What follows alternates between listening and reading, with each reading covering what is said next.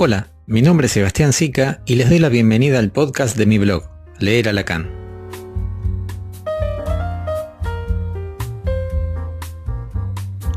Hoy voy a presentarles algunas ideas en relación a la noción lacaniana de sustancia gozante, desde la perspectiva de articular el significado que se fue imponiendo de este novedoso término en nuestros ámbitos de formación con los textos originales del autor. Y como sucede con otros conceptos lacanianos como goce o pulsión, vamos a ver que no hay una concordancia entre lo que Lacan afirma y lo que usualmente se dice que dijo. Lo que les adelanto es la hipótesis sobre la que estoy trabajando, y esta consiste en la idea de que en cuanto a la noción de sustancia gozante, los lectores de Lacan hemos caído en el obstáculo epistemológico que Gaston Bachelard denomina sustancialismo en su libro La formación del espíritu científico. De manera muy resumida, según Bachelard, los obstáculos epistemológicos son ciertos elementos que impiden el acceso a nuevos conceptos en la ciencia, porque para este autor se conoce o se avanza en el conocimiento contra un concepto anterior. Pero lo anterior tiene una pregnancia tal que tiende a diluir las novedades científicas en patrones ya conocidos. Uno de los obstáculos que subraya es el sustancialismo, del que Bachelard distingue varios tipos. Por ejemplo, el sustancialismo del oculto, que es una suerte de prejuicio por el que se supone una realidad encerrada por una sustancia, y este es un sentido por anticipado o un esquema de pensamiento que, justamente como prejuicio, se le aplica a los nuevos conceptos en ciencia y no permiten acceder a lo novedoso. De modo tal que podría estar sucediendo que cuando leemos sustancia gozante, creemos entender que Lacan está diciendo que se trata de algo encerrado en el cuerpo biológico, una sustancia interna o biológica, cuando en realidad no se trata de eso.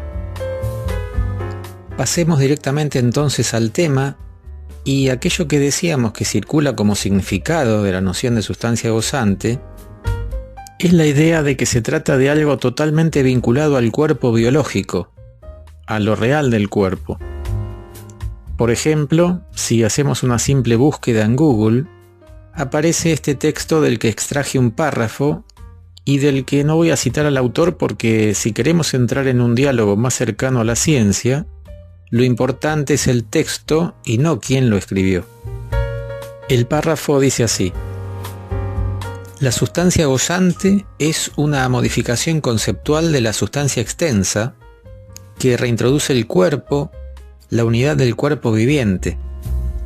Se trata de una sustancia corporal del cuerpo viviente considerado como sustancia y cuyo atributo principal sería el goce. El goce sería propiedad y afección del cuerpo viviente. Bien, hasta aquí el párrafo. Y aquí en este texto se da a entender que la sustancia gozante es una modificación de la sustancia extensa cartesiana y que remitiría al cuerpo viviente, dando así por sentado que el concepto de goce significa placer o placer en el displacer,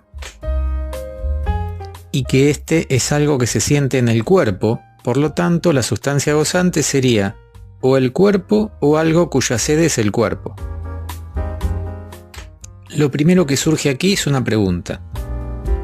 ¿Lacan es un autor cuya base es el materialismo ingenuo? Es decir, parte de la premisa de que hay una distinción natural entre materia e idea, en este caso sería entre res extensa y res cogitans, y que lo que existe es la realidad material y las ideas se asocian de forma secundaria.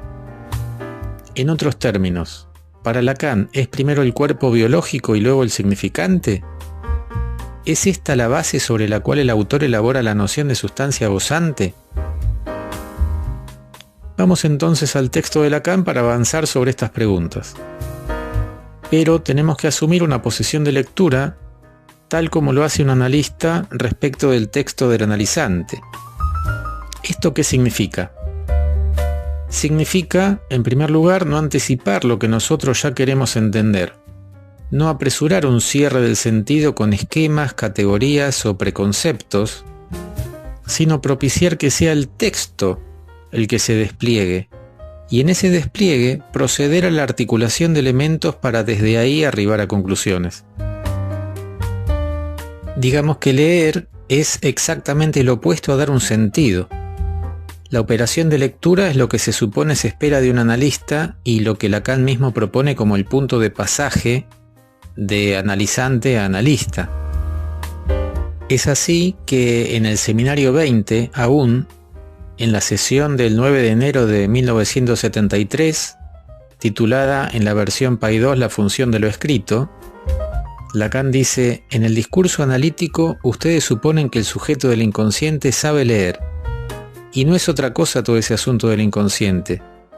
No solo suponen que sabe leer, sino que también puede aprender a leer. Para ejemplificar brevemente lo que sería la operación de lectura, podemos pensar que es lo que Freud hizo con Dora o con el hombre de las ratas. ¿Qué hizo Freud con Dora? Se atuvo fundamentalmente a sus dichos, por lo tanto pudo preguntarle: ¿cómo puede ser que se queje de toda la maniobra de su padre, que evidentemente es así como usted dice, pero al mismo tiempo participe activamente? Por ejemplo, cuidándole los hijos a la señora K. O en el caso del hombre de las ratas, cuando interroga el relato de la estafeta postal por su incoherencia, pero desde allí es que puede extraer el significante deuda, que constituye uno de los significantes amo del caso, en la medida en que el hombre de las ratas se colocaba activamente en la posición del deudor. Quizá esta operación de lectura es lo esencial, no lo único, pero sí lo esencial de nuestra formación como analistas: aprender a leer.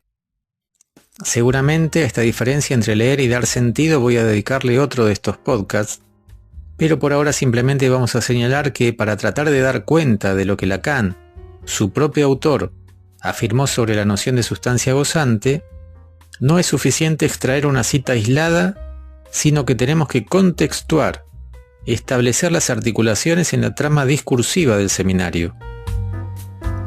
De este modo, cuando leemos el seminario 20 tenemos que tener en cuenta que fue dictado entre el año 72 y 73 y fue editado en 1975, con lo cual tenemos que suponer que Lacan consintió o estuvo de acuerdo con los términos de la edición, por ejemplo, con los títulos elegidos para cada sesión del seminario.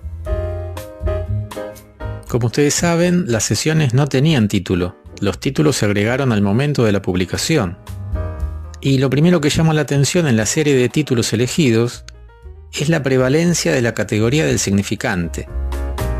La primera se llama El goce, la segunda a Jacobson, uno de sus maestros en lingüística, después la tercera, La función de lo escrito, la cuarta, El amor y el significante, más adelante la séptima, Una carta de Almor. Almor es un neologismo y carta en francés es homofónico de letra, o sea, la función de la letra. En fin, ya desde los títulos de las sesiones elegidos por Lacan, no hay rastros de esta idea que tanto circula acerca de que este seminario inauguraría otro período de su enseñanza vinculado a un supuesto paradigma corporal. Francamente no es algo en lo que Lacan ponga el acento en este seminario. Si uno se atiene a la letra, lo que hay es una prevalencia de la función del significante. Entonces tenemos que la noción de sustancia gozante, Lacan la va a introducir en la sesión titulada A Jacobson, y comienza haciendo algunas referencias a la lingüística, y es una especie de homenaje a Jacobson, pero es también para aclarar que su formulación acerca de que el inconsciente está estructurado como un lenguaje, fíjense que Lacan no va a decir: ya no utilizo en este periodo de mi enseñanza esta definición del inconsciente. Más bien dice: la sostuve y la digo y la reafirmo. Esta formulación del inconsciente, dirá Lacan, no pertenece a la lingüística, sino a lo que él llamará de forma irónica lingüistería, como habladuría, o lingüisteria. Y esto lo dice Lacan aclarando que si por ejemplo la lógica de Port-Royal parte del nivel del signo, un signo que se define por la disyunción de dos sustancias, el significante y el significado, por su parte el psicoanálisis no parte del signo sino del significante. Pero aquí es donde tenemos que prestar mucha atención para hacer la operación de lectura que les proponía antes, porque en el texto Lacan, antes de mencionar siquiera la noción de sustancia gozante, dice que el significante y el significado son dos sustancias. Así son tratados incluso por la lingüística. Significante y significado son del orden de una materialidad. Lacan afirma entonces que el psicoanálisis parte de la función del significante y lanza al auditorio una pregunta. ¿Por qué acentuamos tanto la función del significante? Con esto, él admite la insistencia que le viene dando al asunto. Y se responde, porque es el fundamento de la función de lo simbólico, que solo el discurso analítico permite aislar. Acto seguido, una vez que afirmó que el significante es una sustancia, y aquello de lo que parte el psicoanálisis, Lacan retoma la cuestión desde la perspectiva filosófica, es decir, las dos sustancias cartesianas, la pensante y la extensa. Y va a afirmar en la página 30 de Paidós, convendría tal vez preguntarse a partir de ello, de las dos sustancias cartesianas, ¿dónde puede colocarse esta dimensión sustancial, esta sustancia en ejercicio, esta dimensión que debería escribirse dit-mención, dit-mención? Lacan ahí juega con la ambigüedad entre mansión, casa, y dimensión, la dimensión que habita el ser hablante. La pregunta que se hace Lacan es, entre las sustancias pensante y extensa, ¿dónde se ubica la sustancia del significante? Dado que no es ni una ni otra, no pertenece a ninguno de estos dos registros por completo, entonces habría que inventar otra, una tercera respecto de las dos cartesianas, la sustancia gozante, que es la propia del significante. El significante es del orden de una materialidad, que no es equivalente a la sustancia extensa, sino que es otra clase de sustancia. Y a tal punto lo es, dirá Lacan, que la satisfacción propia del ser hablante, el poco de satisfacción inherente al ser hablante, depende de esta función del significante. Lacan lo dice así: el significante se sitúa a nivel de la sustancia gozante. El significante es la causa del goce. Es decir, el goce aparece como un régimen de satisfacción nunca pleno. Será más o menos que lo esperado, pero nunca hará centro. El goce para Lacan es la satisfacción a la que puede acceder el hablante al estar mediatizado por el lenguaje en su acceso a lo real. Así es que el sujeto, dirá el autor, habita la dimensión de lo simbólico, la casa donde habita y la dimensión en la que se despliega. Las satisfacciones están atravesadas por lo simbólico. Están al mismo tiempo posibilitadas y recortadas por lo simbólico.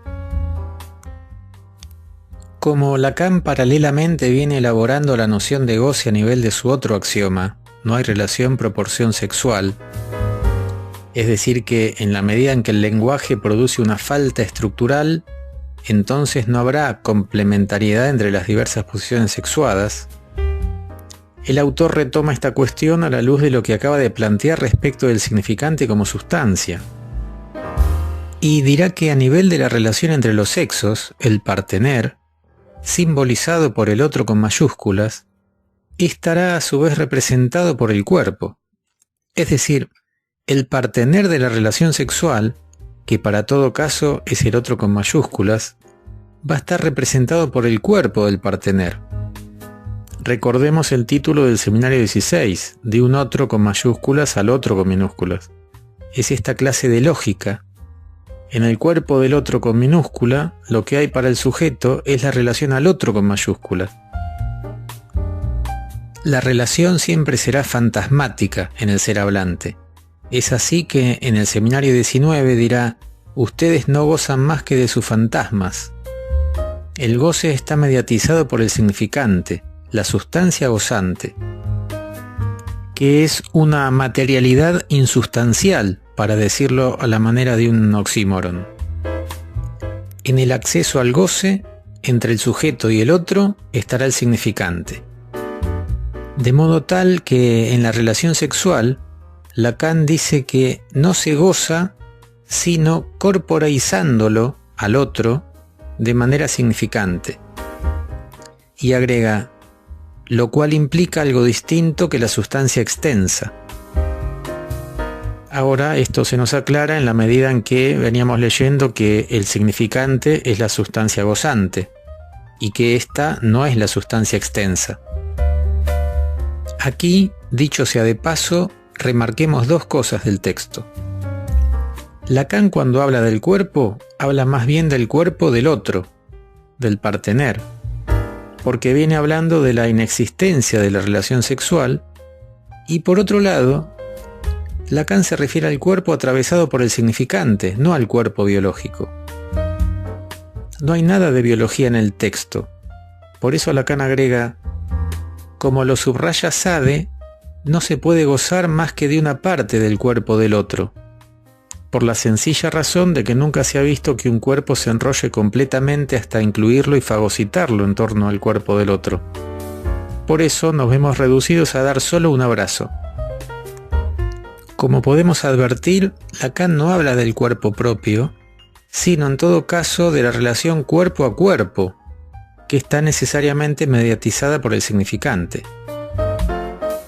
Si leemos a Lacan a la letra, es decir, si no anticipamos un sentido para la noción de sustancia gozante, y no pretendemos forzar la idea de que el autor se estaría refiriendo al significado tradicional de la sustancia, como por ejemplo la sustancia extensa, nos encontramos con esto, que con sustancia gozante no hace alusión a ninguna sustancia misteriosa que estaría alojada dentro de nuestro cuerpo, que no es el cuerpo propio la sede de algún afecto real del orden de la sensación, sino que lo que propone es darle al significante la dimensión de otra sustancia, que no es ni la pensante ni la extensa. No es una idea abstracta ni una cosa a la que podría tomársela con la mano, pero sí el significante es una dimensión sustancial que produce efectos. De hecho, si continúan leyendo el Seminario 20, van a encontrar esta serie de citas que son congruentes entre sí con este planteo. En la página 43, Lacan dice: no hay realidad prediscursiva. La realidad se funda por el discurso. En la página 70 afirma que la realidad se aborda con los aparatos del goce. Y ello no quiere decir que el goce sea anterior a la realidad, porque el lenguaje es el aparato del goce. Volviendo a las preguntas que nos hacíamos al principio, daría la impresión de que Lacan en absoluto es un materialista ingenuo, y que si se fue imponiendo en nuestros ámbitos de formación la idea de que con sustancia gozante el autor hacía alusión a alguna sustancia misteriosa alojada en el cuerpo, esto es porque por diversas razones ya no se lee a Lacan. No se hace un trabajo de lectura sobre los textos originales, que en definitiva ni siquiera están todos publicados a 40 años de su fallecimiento. Y es por esta razón por la que se cae tan fácilmente en prejuicios de la índole de lo que Gastón Bachelard llama el obstáculo sustancialista en el acceso a los nuevos conceptos. Como siempre, espero que estas ideas puedan suscitar las ganas de volver a leer a Lacan. Hasta la próxima.